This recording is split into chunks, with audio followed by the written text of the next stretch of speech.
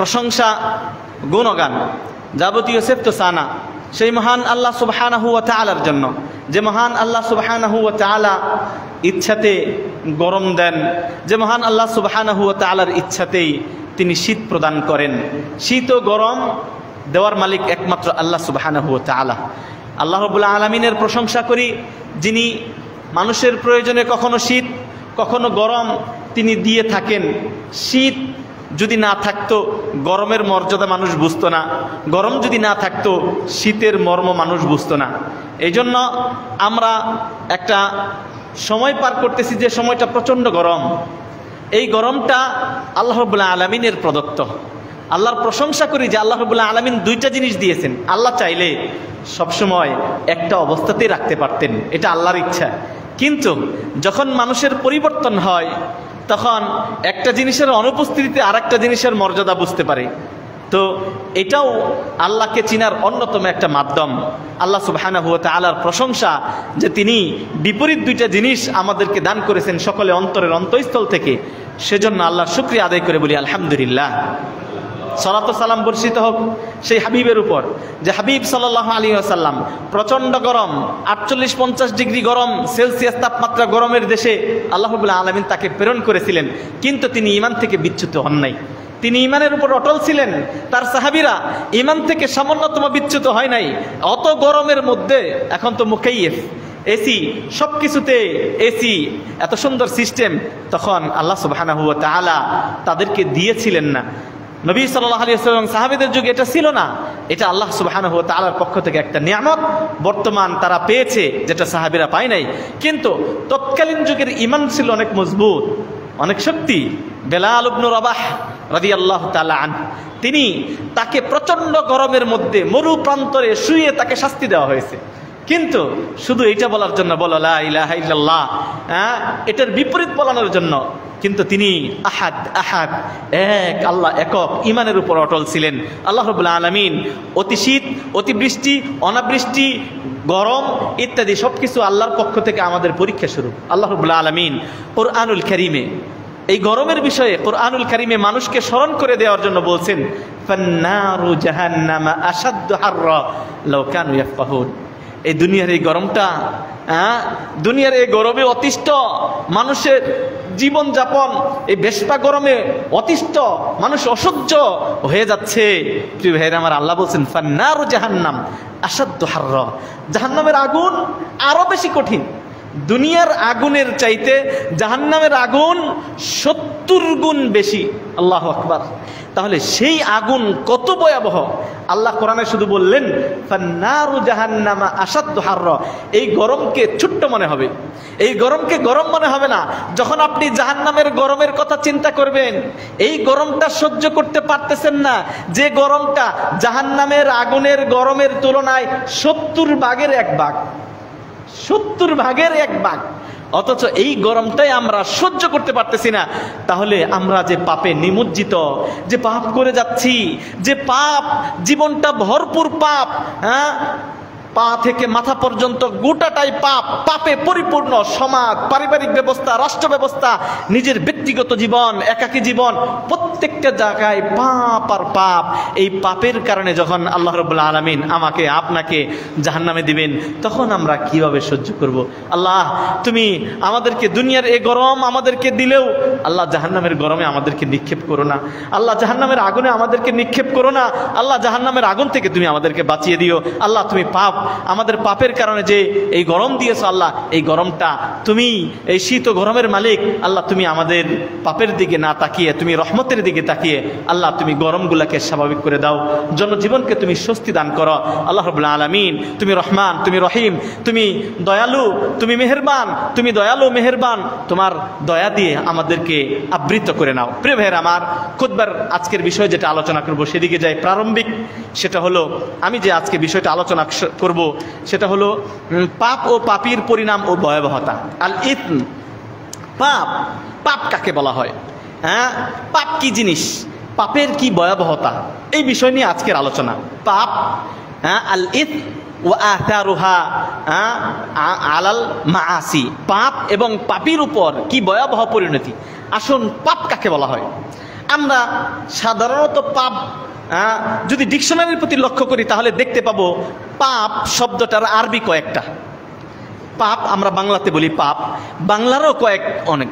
পাপকে আমরা কলুষ বলি, কলুষ, দুষ্কৃতি, তারপরে শাস্ত্র বিরুদ্ধ কথা, শাস্ত্র বিরুদ্ধ কোনো নিয়ম, কোনো কাজ, এগুলো হলো পাপ। তাহলে কলুষ, দুষ্কৃতি, অধর্ম, ধর্মের বিপরীত কিছু করা, শাস্ত্র বিরুদ্ধ কিছু করা, এগুলা যদি কিছু করি এগুলোই হলো পাপ, যেটা বাংলা ডিকশনারি থেকে আমরা জানতে পারি। এরপরে যদি আরবির প্রতি লক্ষ্য করি যে পাপ, এটার আরবি কি? পাপের চারটা আরবি। এক নম্বর হলো আল ইসম। আল ইসমুন মানে পাপ। ইসিম যেমন হাদিস আছে আল আসাম, ইসমুন মানে পাপ, এর বহুবচন হচ্ছে আসাম। ইসমুন এটা হাদিসে শব্দ আসছে, আমি একটু পরে শোনাবো। এরপরে আসে আল মাসিয়া, অবাধ্যতা, এটাও পাপ। মাসিয়া, তাহলে আল ইসমুন পাপ, মাসিয়া অবাধ্যতা, এটাও পাপ। আয-যামব, জাল নুন বা আয-যামবুন, এটাও পাপ। এই সংশ্লিষ্ট একটা হাদিস আমি পাঠ করেছি, আইয়ুয যামবি আযম। আল্লাহ নবী সাল্লাল্লাহু আলাইহি ওয়াসাল্লামকে জিজ্ঞেস করলেন কোন পাপ সবচেয়ে বড়? এখানে যাম শব্দ ব্যবহার হইতেছে। তাহলে আল মাসিয়া, আল ইসম, আল মাসিয়া, আয-যাম, এরপরে আল খাতা মানে ভুল, আল খাতা এটাও মানে পাপ। এরপরে আসতেছে আস-সাইয়্যিআহ, হাদিসের পরিভাষায় আস-সাইয়্যিআহ, আল খাতা, আয-যাম, আল মাসিয়া, আল ইসম ইত্যাদি। এই পাঁচটা শব্দ পাপ হিসাবে কোরআন এবং হাদিসে ব্যবহার হয়েছে। যার বাংলা আমরা কি জানতে পারলাম?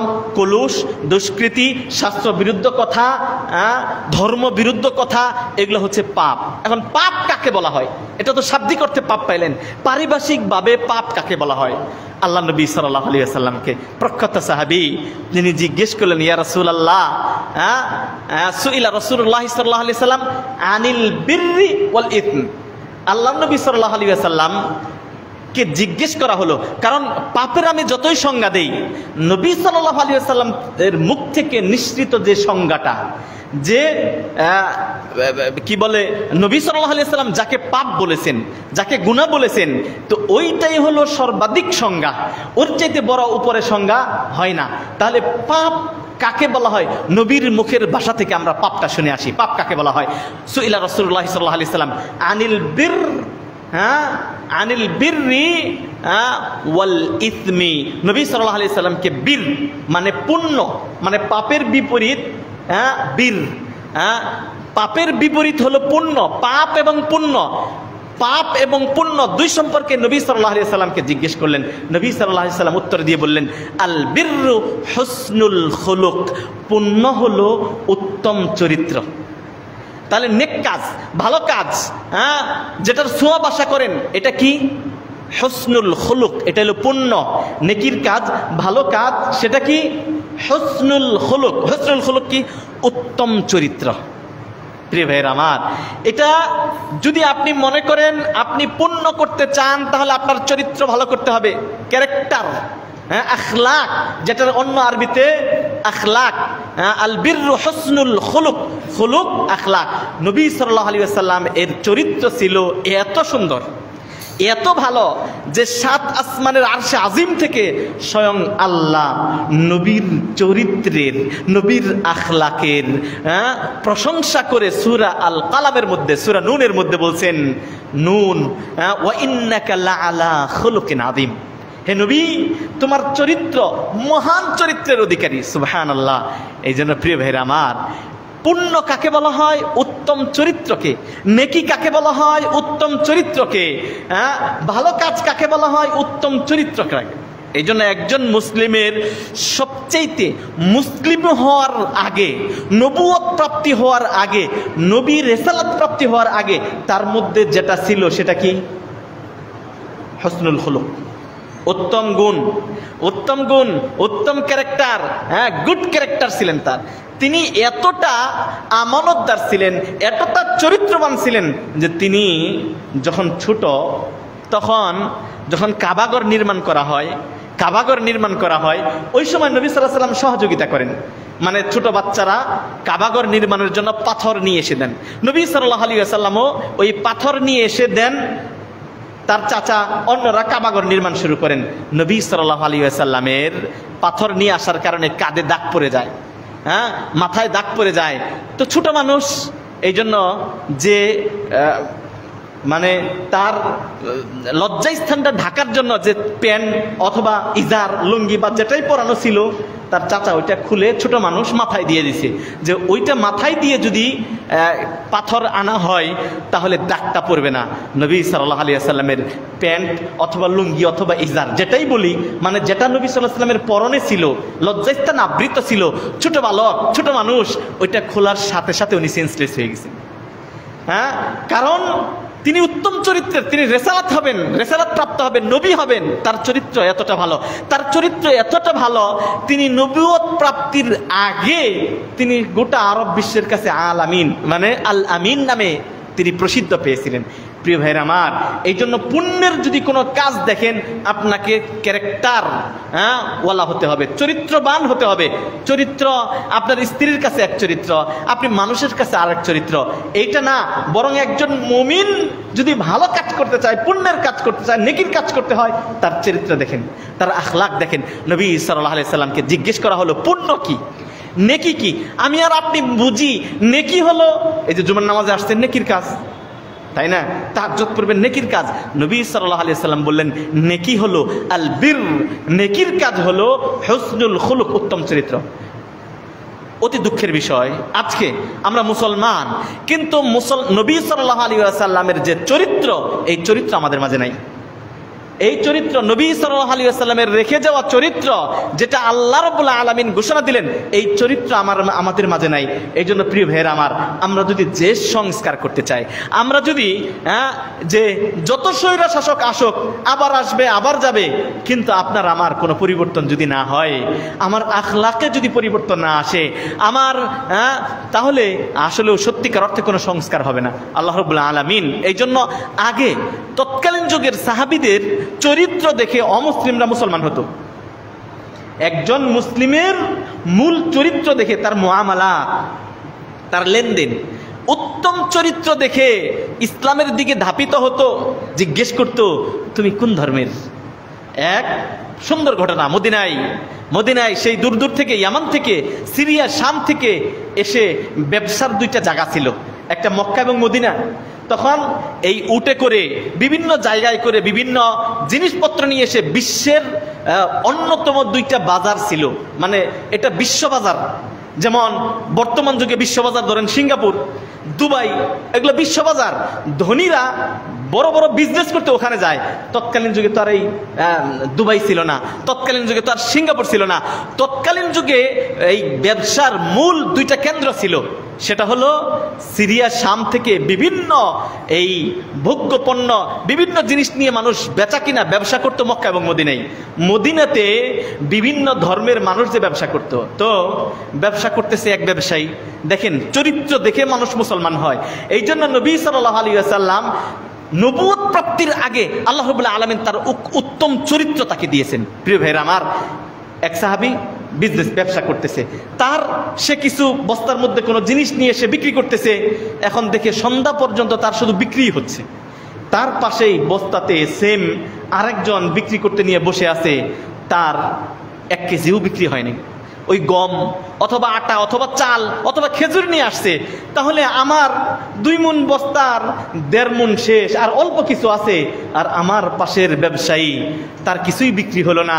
একটু পরে এই সাহাবী তার ব্যবসা বন্ধ করে দিয়েছে, মানে বস্তা ক্লোজ করে দিয়েছে। এবার কাস্টমার আসে, সে তার কাছে বিক্রি করে না, যে আমার প্রতিবেশী ভাই সারাদিন সে কিছুই বিক্রি করতে পারে নাই, আপনি তার কাছে যান। আমি এই পর্যন্ত আমার এতগুলো বিক্রি হয়ে গেছে, আমার যা বিক্রি হয়েছে তা দিয়ে আমার সন্তান স্ত্রী নিয়ে আমার যথেষ্ট, আমার আর লাগবে না। কিন্তু আমারই ভাই, সে আমার পাশেই বসে আছে, এতক্ষণ যাবত সেই সকাল থেকে নিয়ে বসে আছে, তার কিচ্ছু বিক্রি হয় নাই, নিজে কাস্টমার আরেকজনকে দিচ্ছে। আল্লাহু আকবার! আখলাক, চরিত্র, ব্যবসায়িক চরিত্র। আর আমি আর আপনি কি পাই দেখেন। তারপরে ঘটনাটা কি, এরপরে এই লোক দেখলো কাস্টমার সে নিজের কাছ থেকে ফিরিয়ে দিয়ে তার কাছে দিল। তার কিছু বিক্রি হওয়ার পর দিন শেষে হাট যখন শেষ, তাকে জিজ্ঞেস করতেছে যে তুমি কোন গোত্রের মানুষ? বলতেছে আমি অমুক গোত্রের। বলছে তুমি কোন ধর্মে দীক্ষিত? মানে হ্যাঁ, বলতেছে মদিনার মধ্যে একজন লোক আছে, নাম তার মুহাম্মদ, আমি সে যা বলে তার কথা অনুপাতে চলি, আমি তার ধর্মে দীক্ষিত। তুমি বলো কি, সেই মুহাম্মদ কি শিক্ষা দেয় তোমাকে? বলে প্রতিবেশীর হক শিক্ষা দেয়। হ্যাঁ, প্রতিবেশীর হক কি? যে আমি ভালো থাকছি, আমার প্রতিবেশীকে ভালো রাখতে হবে। তো তুমি কেন তোমার কাস্টমার ফিরে আমার কাছে দিলে? বলে আমার ধর্ম শিক্ষা দেয় নিজে ভালো থাকা, অন্যকে ভালো রাখা, প্রতিবেশীর হক দেওয়া। তুমি আমার পাশেই বস্তা নিয়ে বাজার করতে আসছো, আমি পেট পুরে ব্যবসা করে যাব, তুমি কিছুই পাবো না, আমার ধর্ম এটার শিক্ষা দেয় না। এই জন্য বলছে কি বলো, তোমার ধর্ম এত সুন্দর ধর্ম, মানে এত উত্তম চরিত্রের ধর্ম, এই ধর্ম কখনো মিথ্যা হতে পারে না, এই ধর্ম পৃথিবীর শ্রেষ্ঠ ধর্ম। আমরা নিয়ে চলো নবীর কাছে, ওই মুহাম্মদের কাছে, আমি তোমার ধর্মে দীক্ষিত হতে চাই। সুবহানাল্লাহ। এই লোক একজন ব্যবসায়ী, একজন সাহাবীর উত্তম চরিত্র দেখে সে মুসলমান হয়ে যায়। আল্লাহু আকবার। আর আজকে পাশাপাশি দুই হোটেল দেখবেন, বাইরে এক মানুষ লাগিয়ে রাখছে, অন্যের কাস্টমার ডেকে টেনে নিয়ে এসে তার কাছে নিয়ে আসা। প্রিয় ভাইরা আমার, আপনি ডাকতে পারেন আপনার দিকে, কিন্তু অন্যের কাস্টমার তাকে ইঙ্গিতমূলক দিয়ে যে ওটা বাদ দিয়ে আমার কাছে আসো, আমি আরো সস্তায় দিব, এইভাবে কাস্টমার ডেকে আমরা আনি না, নষ্ট করে ফেলি। অথচ এটা মুসলমানদের ব্যবসায়িক চরিত্র না, নবী সাল্লাল্লাহু আলাইহি ওয়াসাল্লামের সাহাবীদের চরিত্র দেখেন, যে চরিত্র দেখে মানুষ মুসলমান হতো। একজন ইহুদি, সে ছিল একজন ইহুদি, সে ইহুদি হয়ে মুসলমানের ব্যবসায়িক নীতিমালা দেখে, চরিত্র দেখে সে ইসলামের দীক্ষায় দীক্ষিত হয়। সুবহানাল্লাহ। আর আজকে আপনার আমার চরিত্র দেখে অমুসলিমরা ইসলামের দিকে না ধাবিত হয়ে বরং বলে ইসলাম একটা জঙ্গিবাদী ধর্ম, ইসলাম একটা এই ধর্ম, ইসলামের দিকে না এসে আরো দূরে চলে যায়। প্রিয় ভাইরা আমার, এই জন্য নবী সাল্লাল্লাহু আলাইহি ওয়াসাল্লামকে জিজ্ঞেস করলেন আনিল বির, কল্যাণ কি, ভালো জিনিস কি, নেকির কাজ কি? নবী সাল্লাল্লাহু আলাইহি ওয়াসাল্লাম বললেন যে আল বির হুসনুল খুলুক, উত্তম চরিত্র। প্রিয় ভাইরা আমার, আমরা দেশ সংস্কার করতে পারবো না, হয়তো স্বৈরশাসক চলে গেছে, আবার স্বৈরশাসক আসবে, কিন্তু আপনি আমি যদি এভাবেই থাকি দেশের কখনো সংস্কার হবে না। এই জন্য এক নাম্বার আমাদের করণীয় হলো আমাদের চরিত্রটাকে ইসলামাইজেশন করা, আমাদের চরিত্রটাকে সংস্কার করা। প্রিয় ভাইরা আমার, আপনি যদি সংস্কার না হন, আমি যদি পরিবর্তন না হই, এই দেশের নেতা খেতা যতই পরিবর্তন হোক, দেশ পরিবর্তন হবে না। আপনার ক্যারেক্টার পরিবর্তন করতে হবে, এটাই ইসলামের মৌলিক বিধান, এইটাই ইসলামের মূল বিধান। এই জন্য নবী সাল্লাল্লাহু আলাইহি ওয়াসাল্লাম তিনি বললেন আল বিররু হুসনুল খুলুক। আজকে আমার এই বিষয় না, চরিত্র বিষয় না, আজকে আলোচনার বিষয় হলো পাপ ও পাপের ভয়াবহতা। আমি হাদিসের দ্বিতীয় অংশের দিকে যাই। এরপরে জিজ্ঞেস করলেন আনিল ইসমি, পাপ কাকে বলা হয়? আমি পাপের সংজ্ঞা দিতে যে হাদিসটা নিয়ে এসে একটু লম্বা হয়ে গেল। বললেন পাপ কাকে বলা হয়? পাপ কি?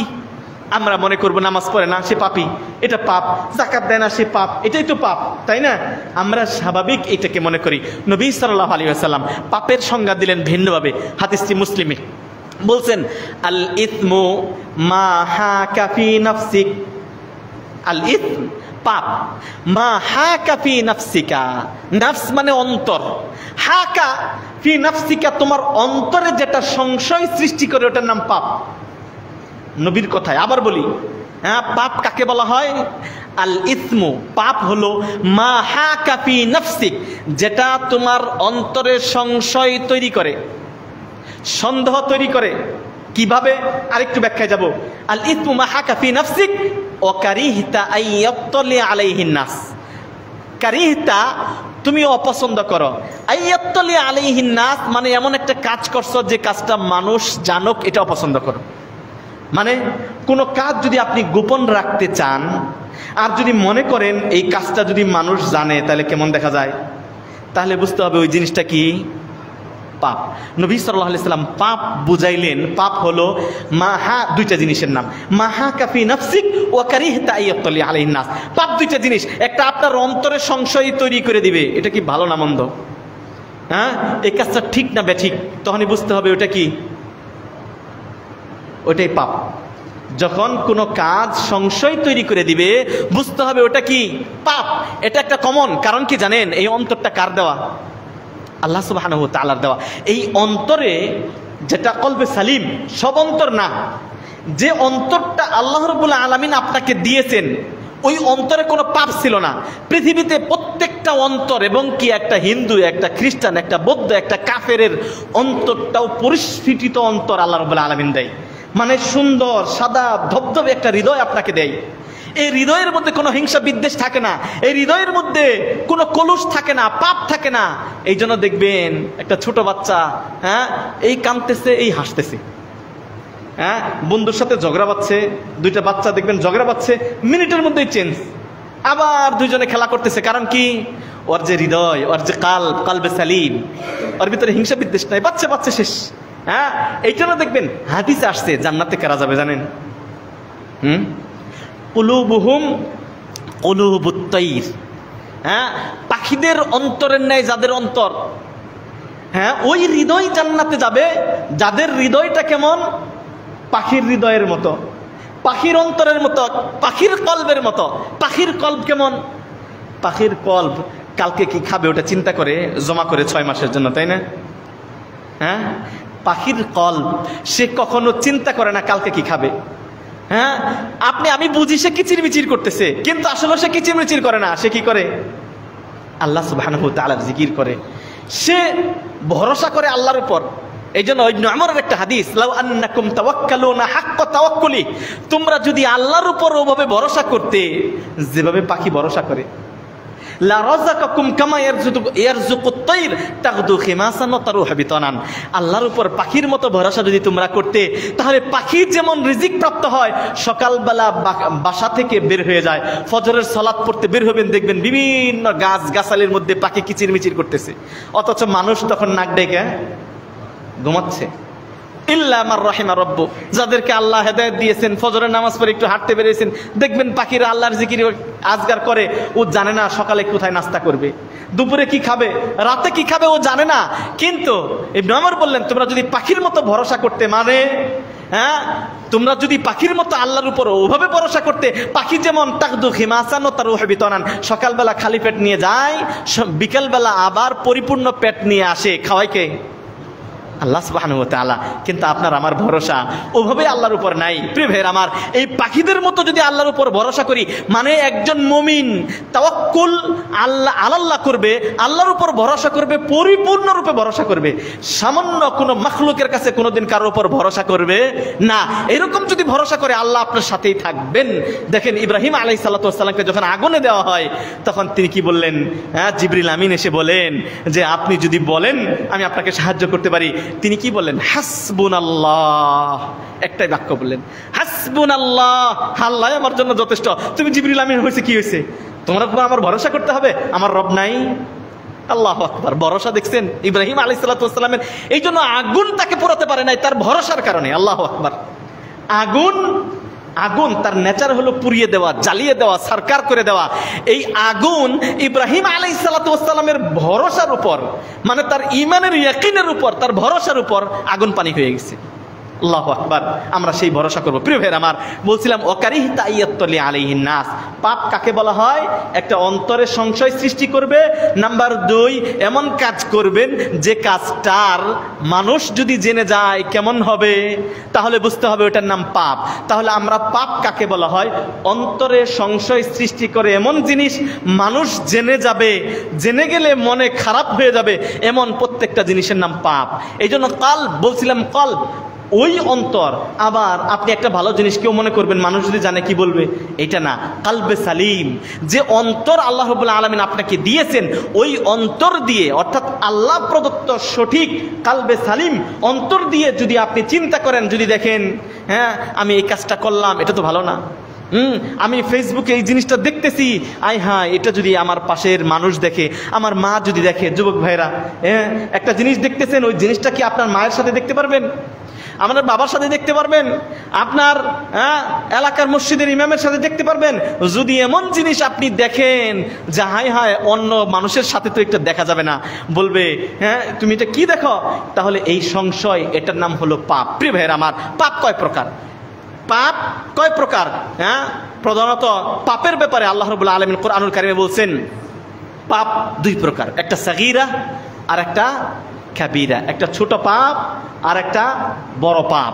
এরপর আমি পাপের ভয়াবহতা নিয়ে আসবো। আল্লাহ রাব্বুল আলামিন কোরআনুল কারীমে বলেন, আপনি আমি যে সূক্ষ্ম সূক্ষ্ম পাপ করি, সূক্ষ্ম যে পাপটাকে আমরা পাপী মনে করি না, এমন বিষয় আল্লাহ রাব্বুল আলামিন সব কিছু কিয়ামতের দিন উপস্থিত করবে আমার আপনার। এবং কি যখন আমার এই পাপগুলো আমি দেখব তখন আশ্চর্য হয়ে যাব। পাপীরা, পাপিষ্ঠ ব্যক্তি আশ্চর্য হয়ে যাবে, কি বলবে? ওয়াউদি আল কিতাব ফাতারাল মুজরিমিনা মুশফিকিনা মিম্মা ফিহি ويقولون يا ويلتنا ما لهذا الكتاب لا يغادر صغيرة ولا كبيرة إلا أحصاها। পাপ যে দুই প্রকার, সূরা আল কাহাফের 49 নম্বর আয়াতে আল্লাহ দুই বলেছেন। ওয়াউদি আল কিতাব, কিতাব দেওয়া হবে। ফাতারাল মুজরিমিন, পাপীরা তাদের কিতাব, তাদের আমলনামা দেখতে পাবে। মিম্মা ফি, এখানে কি আছে? ওয়ায়াকুলুন, তারা বলবে ইয়া ওয়াইলাতানা, হায় আফসোস, মালি হাদাল কিতাব, এই কিতাবটা কেমন কিতাব? লা ইগাদিরু সাগীরা, সগীরা গুনাহ সারে নাই, ওয়ালা কাবীরা, বড় গুনাহ সারে নাই। হ্যাঁ, আমি চোখের ফাঁকি দিয়ে, মানুষকে ফাঁকি দিয়ে রাতের আধারে ছোট্ট সূক্ষ্ম কেউ জানে না এমন গুনাহ করেছি, এটাও তো সারে নাই। হ্যাঁ, লা ইগাদিরু সাগীরাতাও ওয়ালা কাবীরাতান ইল্লা আহসাহা, আহসাহা আই হাফিজাহা, এটা হেফাজত করে রেখেছেন, রেকর্ড করে রেখেছেন। এই জন্য আশ্চর্য হয়ে পাপিষ্ঠ ব্যক্তি বলবে আল্লাহ এটা কেমন কিতাব, সব রেকর্ড করা। সূরা আল কাহাফের 49 নম্বর এই আয়াত থেকে উলামায়ে কেরামগণ পাপকে দুই ভাগে ভাগ করেছেন। আমরা জানলাম পাপ কাকে বলা হয়, এইবার পাপের প্রকারভেদ সূরা আল কাহাফের 49 নম্বর আয়াত থেকে বুঝতে পারলাম পাপ কয় প্রকার? দুই প্রকার, একটা সাগীরা আর একটা কাবীরা। আল্লাহ রাব্বুল আলামিন অন্য আয়াতে বলছেন আল্লাযীনা ইয়াজতানিবুনা কাবাইরাল ইসমি ওয়াল ফাওয়াহিশা ইল্লাল লামাম ইন্না রাব্বাকা ওয়াসিউল মাগফিরাহ। আল্লাহ বলছেন ওয়াল্লাযীনা ইয়াজতানিবুনা কাবাইরাল ইসম, কাবীরা এক বচন, বহু বচন কাবাইর। আল্লাযীনা ইয়াজতানিবুন, যারা বেঁচে থাকবে, কাবাইরাল ইসমি, বড় পাপ থেকে। তাহলে ছোট পাপ কি, বড় পাপ কি, একটু পার্থক্য নিয়ে আসবো। আমরা জানতে পারলাম পাপ হলো দুই প্রকার, ছোট পাপ আর একটা বড় পাপ। আল্লাহ রাব্বুল আলামিন কোরআনুল কারীমে এক জায়গায় না, কয়েক জায়গায় বলেছেন আল্লাযীনা ইয়াজতানিবুনা কাবাইরাল ইসমি ওয়াল ফাওয়াহিশা ইল্লাল লামাম, যারা কাবীরা গুনাহ থেকে বেঁচে থাকবে, ফাওয়াহিশ থেকে বেঁচে থাকবে, তাদেরকে আল্লাহ রাব্বুল আলামিন বলছেন ওয়াসিউল মাগফিরা, আল্লাহ বাকি ছোট গুনাহ আল্লাহ ক্ষমা করে দিবেন। সুবহানাল্লাহ। প্রিয় ভাইয়েরা আমার, তাহলে কাবীরা গুনাহ কোনগুলা? যে গুনাহকে আল্লাহ নবী সাল্লাল্লাহু আলাইহি সাল্লাম কাবীরা হিসেবে উল্লেখ করেছেন। কাবীরা গুনাহ কোনগুলা? যে গুনাহগুলার পাপ আল্লাহ নবী সাল্লাল্লাহু আলাইহি সাল্লাম জটিল, সেগুলো বলে দিয়েছেন, এগুলো হচ্ছে কাবীরা গুনাহ। আর সগীরা গুনাহ যেটা আল্লাহ নবী সাল্লাল্লাহু আলাইহি সাল্লাম কাবীরা গুনাহর অন্তর্ভুক্ত করেন নাই। প্রিয় ভাইয়েরা আমার, এই জন্য আমরা দেখি যে কাবীরা গুনাহ কোনগুলা এবং সগীরা গুনাহ কোনগুলা। আন আমর ইবনে শুরাইবিল قال قال رجل يا رسول الله اي الذنب اكبر عند الله। আমর ইবনে শুরাইবিল তিনি বললেন, হে আল্লাহ রাসূল, আইয়ু যামবি আকবার, পাপ তো অনেক, পাপ অনেক, ছোট পাপ বড় পাপ। আল্লাহ নবী আইয়ু যামবি আকবার, বড় পাপ কি? তখন আল্লাহ নবী সাল্লাল্লাহু আলাইহি ওয়াসাল্লাম কি কি বড় পাপ, যে পাপ আল্লাহ রাব্বুল আলামিন ক্ষমা করবেন না, হ্যাঁ, এই পাপগুলা বড় পাপ হিসেবে উল্লেখ করেছেন আল্লাহ নবী সাল্লাল্লাহু আলাইহি ওয়াসাল্লাম। এবার বড় পাপ কি কি তিনি ওই সাহাবীকে আমর ইবনে শুরাইবিলকে বলছেন, এই বড় পাপ আল্লাহ রাব্বুল আলামিন ক্ষমা করবেন না। এই বড় পাপগুলোকে কি কি তিনি বলছেন? এক নাম্বার হলো আনতাদউ লিল্লাহি নিদ্দান, এক নাম্বার বড় পাপ কি? এক নাম্বার বড় পাপ হলো আল্লাহর সাথে সমকক্ষ সাব্যস্ত করা, আল্লাহর সাথে কাউকে শরীক করা। আপনি আল্লাহ রাব্বুল আলামিনের একমাত্র ইবাদত করবেন, ইবাদত পাওয়ার একমাত্র যোগ্য হচ্ছেন আল্লাহ, অন্য কেউ নন। আনতাদউ লিল্লাহি নিদ্দান, আপনি আল্লাহর সাথে যদি অন্য কাউকে সমকক্ষ সাব্যস্ত করেন, এই পাপ হলো বড় পাপ। এই পাপ আল্লাহ রাব্বুল আলামিন ক্ষমা করবেন না, যেটাকে আমরা শিরক বলে থাকি। ওয়া হুয়া খালাকাকা, তুমি আল্লাহর সাথে অন্য কাউকে শরীক করবে, অথচ আল্লাহ তোমাকে সৃষ্টি করেছেন। এই জন্য আল্লাহ তোমাকে সৃষ্টি করেছেন, যিনি সৃষ্টি করতে পারেন, ইবাদত পাওয়ার যোগ্য তিনি। আপনি যে মাজারে সিজদা করেন, যে বড় হুজুরের কাছে যান, যে বড় পীরের কাছে যান, ওই পীর কি আপনার সৃষ্টিকর্তা? ওই পীর কি একটা পিঁপড়া তৈরি করতে পারে? কিছুই করতে পারে না। আপনি কার কাছে যাচ্ছেন? অথচ আল্লাহ আপনাকে সৃষ্টি করেছেন, এই যিনি সৃষ্টিকর্তা তিনিই ইবাদত পাওয়ার যোগ্য। এটা হলো এক নম্বর বড় পাপ। সুম্মা ক্বাল, অতঃপর তিনি জিজ্ঞেস করলেন সুম্মা আইয়ুন, আল্লাহ রাসূল বুঝতে পারলাম পাপ অনেক রকমের, একটা ছোট ছোট পাপ, একটা বড় পাপ। বড় পাপের এক নাম্বার হলো শিরক করা, আল্লাহর সাথে শরীক করা। এরপরে কোনটা? ক্বালা আন তাকতুলা ওয়ালাদাকা আইয়ুতইমা মাআকা, তুমি তোমার সন্তানকে হত্যা করবে, তোমার সাথে খাবে বিদায়, এই নিয়তে যদি সন্তানকে হত্যা করো। কোনো মানুষ কি সন্তান আপনার সাথে খাবে এই জন্য হত্যা করেন? অনেকে রিজিকের ভয়ে সন্তান নেয় না। একটা নিছেন, দুইটা নিছেন, আমি তো ছোট্ট সংসার করি, এভাবে কিভাবে চলবো? রিজিক দিবে আল্লাহ সুবহানাহু ওয়া তাআলা। রিজিকের ভয়ে আপনি সন্তান হত্যা করা, এর মানে হলো জন্ম নিবন্ধন করা, জন্ম নিয়ন্ত্রণ করা, জন্ম নিয়ন্ত্রণ করা। পিল খাবেন, বিভিন্নভাবে বিভিন্ন কিছু জন্ম নিয়ন্ত্রণ করবেন। প্রিয় ভাইরা আমার, এটা ইসলামী বিধিবিধান না, বরং এটা স্বাভাবিক অবস্থায় একটা জন্ম নিয়ন্ত্রণের স্বাভাবিকতা আছে। একটা মেয়ে অসুস্থ হয়ে গেছে, একটা বাচ্চা হয়েছে, আর একটা বাচ্চা যদি এখনই হয়ে যায়, সে পরিপূর্ণ দুধ পাবে না। দুধ পাওয়ার 2 বছর আল্লাহ রাব্বুল আলামিন নির্ধারণ করে দিয়েছেন, 2 বছর দুধ পান করাতে হয়। সাময়িক জন্ম নিয়ন্ত্রণ এটা উলামায়ে কেরামগণ জায়েজ বলেছেন, কিন্তু স্থায়ী জন্ম নিয়ন্ত্রণ এটা হারাম। অত সরকারিভাবে বাংলাদেশের জনগণ নিয়ন্ত্রণ করার জন্য, জনগণ কমানোর জন্য সরকারিভাবে বিভিন্ন রকমের টাকা পয়সা খরচ করা হয়। সত্য বললাম না মিথ্যা বললাম? জনগণ একটা সম্পদ, এটাকে সম্পদে রূপান্তরিত করতে হবে। এর অন্যতম লক্ষণ দেখেন, আল্লাহ নবী সাল্লাল্লাহু আলাইহি ওয়াসাল্লাম বলছেন, তাজাওয়াজুল ওয়াদুদাল ওয়ালুদ, বেশি বেশি সন্তান দেয় এমন মেয়েকে বিয়ে করো। ফাইন্নী মুকাথিরুন বিকুমুল উমাম, আমার উম্মত বেশি হবে, এই জন্য আমি কি করব? কিয়ামতের দিন গর্ব করব। তো আল্লাহ নবী গর্ব করবেন উম্মত বেশি হবে, আর উম্মতকে আপনি টাইনা ধরেন। আগে বলতেন একটা আর দুইটা, এখন হলে একটা হলেই যথেষ্ট। প্রিয় ভাইয়েরা আমার, উম্মত কি বাড়বে না কমবে? আপনি খাওয়ান। তাহলে 2 নম্বর বড় পাপ হচ্ছে কি খাবে আপনার সন্তান, এই ভয়ে আপনি জন্ম নিয়ন্ত্রণ করবেন, এই জন্য ভয়ে আপনি সন্তান নেবেন না। এইটাও ইহুদি, নাসারা এবং খ্রিস্টানদের একটা চাল, একটা কুট চাল। আজকে দেখেন আমেরিকা দেখেন, সিঙ্গাপুর দেখেন, আমি সিঙ্গাপুরের কথা জানি এই জন্য তার ওই কথা বললাম। সিঙ্গাপুর এবং কি চায়না, বিশ্বের সবচেয়ে বেশি জনসংখ্যা, ওই দেশেও এখন মেয়েরা বাচ্চা নিতে চায় না। বাচ্চা নিলে তার ফিগার নষ্ট হয়ে যায়, বাচ্চা নিলে সে এনজয় করতে পারে না, জীবনটা নষ্ট হয়ে যাচ্ছে। বাচ্চা নিতে অনাগ্রহ। সিঙ্গাপুর সরকার যদি কেউ বাচ্চা নেয়, তাকে পুরস্কার ঘোষণা করে। কারণ কি? তার সিটিজেন নাই, সিটিজেন কমে যাচ্ছে। ভাই, উন্নতি দিয়ে কি করবেন আপনার যদি জনগণ না থাকে? বহু দেশ আছে, এমন বহু দেশ আছে যেগুলা কি বলবো, ইউরোপের বহু রাষ্ট্র আছে যে রাষ্ট্রগুলাতে তারা সরকারিভাবে উদ্যোগ নিচ্ছে যে কি করুক, জনগণ আরো বৃদ্ধি পাক, সিটিজেন বৃদ্ধি পাক, নাগরিক বৃদ্ধি পান। আর আমার দেশে উল্টায়, কয় আমার দেশটা ছোট, আরে বাবা খাওয়ায় কে? আল্লাহ সুবহানাহু ওয়া তাআলা খাওয়ায়, রিজিকের মালিক আল্লাহ। তাহলে 2 নম্বর বড় পাপ হচ্ছে যে সন্তান আপনার রিজিকে খাবে, আপনার সাথে খাবে, এই জন্য সন্তান হত্যা করা। এই বিষয়টা অত্যন্ত জটিল। যদি নবী সাল্লাল্লাহু আলাইহি ওয়াসাল্লাম উম্মত নিয়ে গর্ব করে থাকেন আর উম্মত আপনি কমানোর ব্যবস্থা করেন, এটা কখনো হালাল না, এটা হারাম। বিশেষ করে সাময়িক জন্ম নিয়ন্ত্রণ জায়েজ হলেও যেভাবে আমরা শুরু করেছি এটা হারাম, এটা কখনোই জায়েজ নাই। দেশে যখন যুদ্ধ বাজবে যাবেন কোথায়? তখন উম্মত কোথায় যাবে? পরিস্থিতি সবসময় একরকম থাকবে না। জনগণ একটা রাষ্ট্রের সম্পদ, এটা আমরা সম্পদের রূপান্তর করতে পারি না, এটা আমাদের ব্যর্থতা।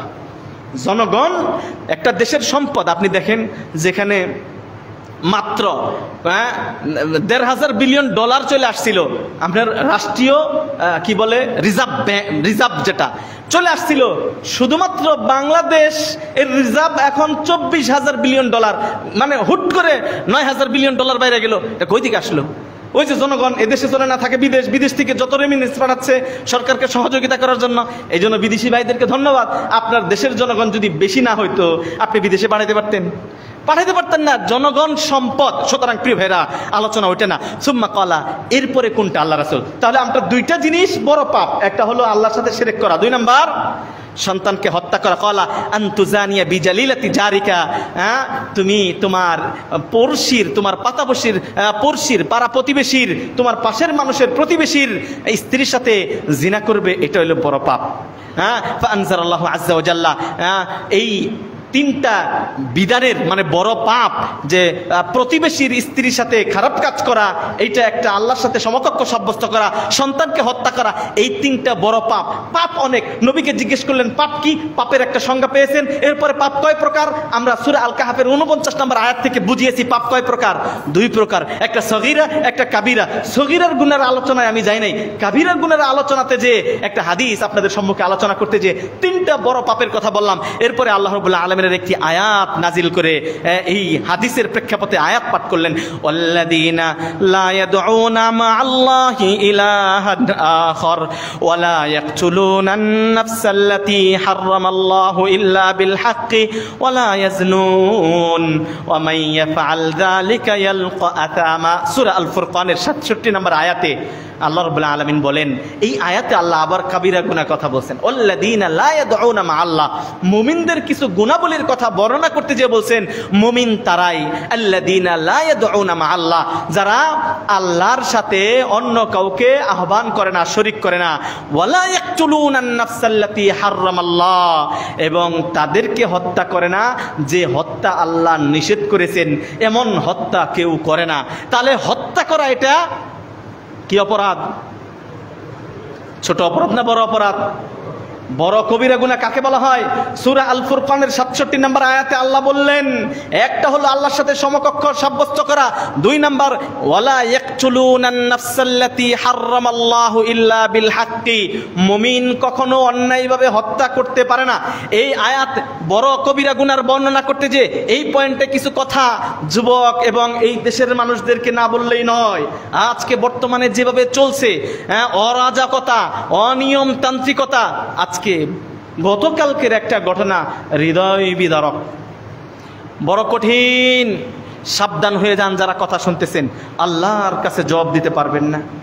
একজন মানুষকে, একজন পাগলকে কিভাবে অন্যায়ভাবে তাকে হত্যা করা হচ্ছে, কিভাবে, তাও দেশের সর্বোচ্চ বিদ্যাপীঠ ঢাকা ইউনিভার্সিটির মতো জায়গায়, যেখানে মেধাবীর জন্ম হয়, যেখানে মেধাবীদের জন্ম, এমন বিদ্যাপীঠে অন্যায়ভাবে একজন পাগলকে চোর সন্দেহে হত্যা করা হয়। এটা কেন? আল্লাহ রাব্বুল আলামিন অন্যায়ভাবে হত্যা করা হারাম করে দিয়েছে। এটা কবিরা গুনাহ, যে গুনাহ আল্লাহ ক্ষমা করবেন না। প্রিয় ভাইয়ের আমার, যদি গোটা দুনিয়ার মানুষ মিলে একজন ব্যক্তিকে হত্যা করে, গোটা দুনিয়ার মানুষকে হত্যা করতে হবে। ওমর রাদিয়াল্লাহু তাআলা আনহু এর শাসনামল দেখেন, তিনি আদেল ছিলেন, ইনসাফকারী ছিলেন। একটা গোষ্ঠী, একটা মাজমুআ, একটা দল এক ব্যক্তিকে হত্যা করেছে, মানে একটা মানুষকে অন্যায়ভাবে একটা গ্রুপ হত্যা করেছে, সমস্ত ব্যক্তিকে তিনি শাস্তি দিয়েছেন, কিসাস। এই জন্য আল্লাহর কাছে মুমিন গোটা লা জাওয়ালুদ দুনিয়া আহওয়ানু আলাল্লাহ, আল্লাহর কাছে গোটা পৃথিবীর চাইতে দামি একটা জিনিস হলো একটা মুমিনের নাফস, একটা মুমিনের অন্তর, একটা হৃদয়, একটা আত্মা। অথচ আমি তাকে হত্যা করে ফেললেন। বিশেষ করে একটা পাগল মানুষ, তার মস্তিষ্ক ঠিক নাই, এই ব্যক্তিকে হত্যা করে ফেললেন, এত সহজ। আজকে আইন শৃঙ্খলার অবনতি হচ্ছে। প্রিয় ভাইয়েরা আমার, আপনি যদি পরিবর্তন না হন, কিভাবে একটা মানুষকে অন্যায়ভাবে এইভাবে পিটিয়ে হত্যা করা, এটা কখনোই ইসলাম সাপোর্ট করে না, স্বাভাবিকতা সাপোর্ট করে না। এই জন্য বলবো এটা হারাম কাজ। যারা অন্যায়ভাবে একটা পাপের, এত বড় যে পাপকে আল্লাহ রাব্বুল আলামিন ক্ষমা করেন না, এই পাপ সংগঠিত করে ফেললো, এদের দ্রুত এই বিচার করতে হবে, কিসাস আদায় করা। তাহলে একটা দৃষ্টান্তমূলক থাকবে। নাম্বার 1, এই হত্যাটাকে আমরা ইসলামিক দৃষ্টিতে কিভাবে দেখব? এক, ইসলামী হুকুমত হলো কোন ব্যক্তি, মানে আপনার বাবাকে যদি হত্যা করে ফেলে কেউ, তাহলে তার কিসাস হবে। কিন্তু কিসাসকে আপনি নেবেন না, এটা রাষ্ট্র, এটা আইন প্রসেসিং এ সরকার, রাষ্ট্র, ইসলামিক স্টেট এটার ব্যবস্থা নেবে।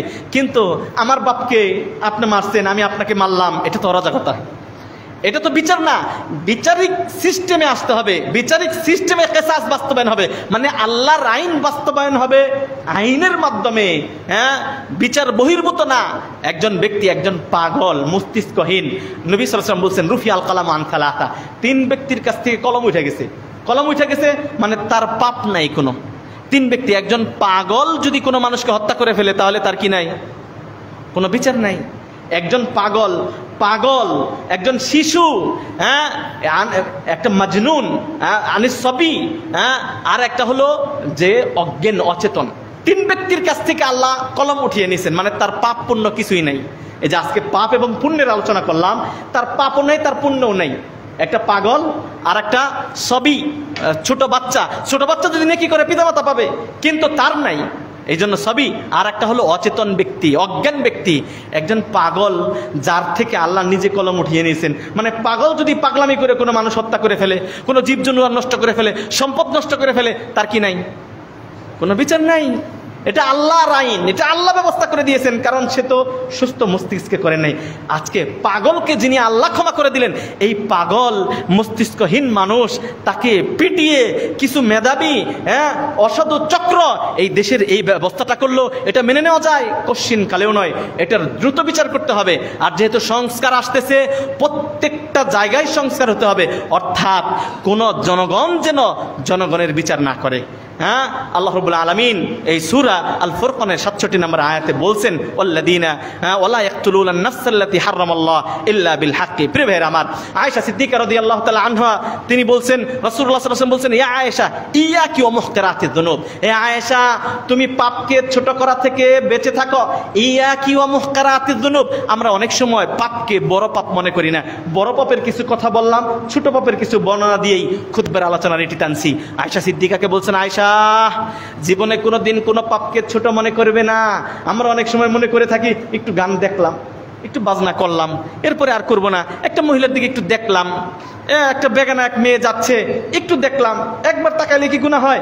মানে পাপকে আপনি ছোট মনে করতেছেন। অথচ রাসূলুল্লাহ সাল্লাল্লাহু আলাইহি ওয়াসাল্লাম তার স্ত্রীকে বলছেন, ইয়া আয়েশা ইয়াকি ওয়া মুহকারাতিয যুনুব ফাইন্না লাহা মিনাল্লাহি আযজা ওয়া জালা তালিবান, জেনে রাখো ছোট পাপের হিসাব আল্লাহ রাব্বুল আলামিন নেবেন।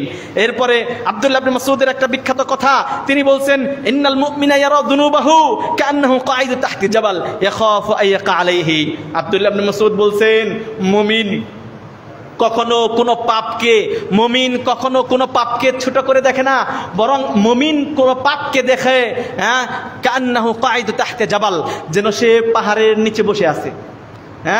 ছোট পাপটাকে সে পাহাড়ের মতো মনে করে, যে এই পাপ যতক্ষণ আমার মধ্যে আছে আমি পাহাড়ের নিচে বসে আছি। ইয়াখাফু আইয়াকা আলাইহি, এই ছোট পাপ পাহাড়ের মতো মনে করে যে কোনো সময় এই ছোট পাপের শাস্তি এই পাহাড়টা আমার উপর পতিত হতে পারে। ওয়া ইন্নাল ফাজিরা, এটা হলো মুমিনের অবস্থা। তাহলে মুমিন কোন পাপকে ছোট করে দেখতে পারে না। ওয়া ইন্নাল ফাজিরা, আর যে পাপিষ্ট, যে পাপী ব্যক্তি, সে কি করে? ইয়ারা যুনুবাহু কাযুবাব, সে ছোট পাপকে মনে করে যুবাব, যুবাব মানে মাছির মতো মনে করে।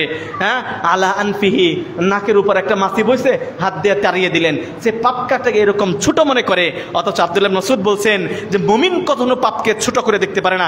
এই জন্য সগীরা গুনাহ কখনো কখনো কাবিরা গুনাহে রূপান্তরিত হয়ে যায়। মানে যে গুনাহটা ছোট মনে করে থাকি আমরা, এই সগীরা গুনাহ কখনো কখনো কাবিরা গুনাহে রূপান্তরিত হয়ে যায়। সেটা কিভাবে? যখন ইস্তেমরার হবে, মানে ছোট গুনাহ যখন সবসময় করতেই থাকবেন, এই ছোট গুনাহ আপনার কবিরা গুনাহে রূপান্তরিত হয়ে যাবে, তখন আল্লাহ রাব্বুল আলামিন ওই ছোট গুনাহও ক্ষমা করবে না। আল্লাহ রাব্বুল আলামিন আজকে যে আলোচনা করলাম সেটা হলো পাপ কাকে বলা হয়। শুধু বাকি থাকলো পাপীর পরিণাম এবং ভয়াবহতা। আজকের খুতবার আলোচনা নিয়ে এসেছি পাপ কাকে বলা হয়, পাপ কত প্রকার, এই পাপের বড় পাপগুলা কি কি। আল্লাহ রাব্বুল আলামিন সমস্ত পাপ থেকে বেঁচে থেকে আল্লাহ রাব্বুল আলামিন আমাদেরকে জান্নাতুল ফিরদাউস নসিব করুন, আমিন।